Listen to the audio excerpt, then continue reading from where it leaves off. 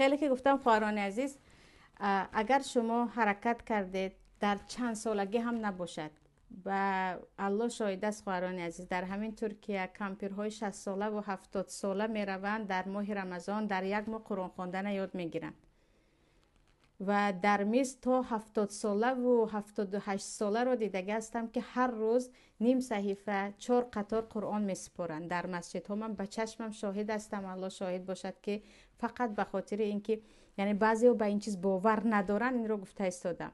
برای همین خواهرانی که قرآن تاجیکی رو خوانم گفته از این طرف اون طرف از پی فتوا گرفتن هستید که فلان حاجی گفت، فلان دعوتگر گفت، فلان ملا گفت، بدانید که قرآن با زبان عربی نازل شده است. ولا ضالین را ولا زالین گفتید خطا میکنید، صبر را صبر گفتید خطا میکنید، یحکم را یحکمو گفتید خطا میکنید، یعلمون را یعلمون گفتید خطا میکنید. یعنی قرآن را با تاجیکی خواندن نمیشود و به خاطر نجات خودتون که برای هر یک حرف قرآن شما ثواب میگیرید، برای هر یک حرف ثواب میگیرید.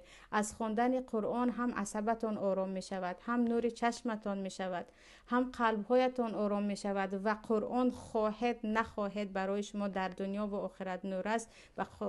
به یاد گرفتن قرآن شروع کنید. 1 ماه یا 2 ماه اگر ذهنی خوب داشته باشید یاد میگیرید. نه گفتید من در 1 سال یاد گرفتم، برای 1 سالتان شما ثواب میگیرید. یعنی جهاد کنید برای یاد گرفتن قرآن. چرا از معرکه ها کم نمیکنیم؟ چرا از غیبت ها کم نمیکنیم؟ چرا از تماشا کردن این و آن بلاگرهای بیسواده که امروز هر روز دارن اینها مثل پشه گزنده زیاد میشوند، اینها رو ترک کرده به قرآن نپردازید. زیاد گوش کنید، زیاد خوانید.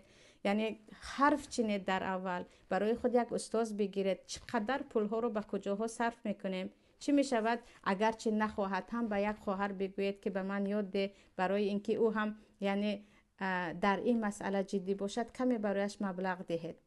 یعنی قرآن رو با پول درس دادن خوب نیست، اما یک نفر رو به من درس ده گفته به او هدیه دادید، به این ثواب میگیره. چرا این رو کردن نمیتوانه؟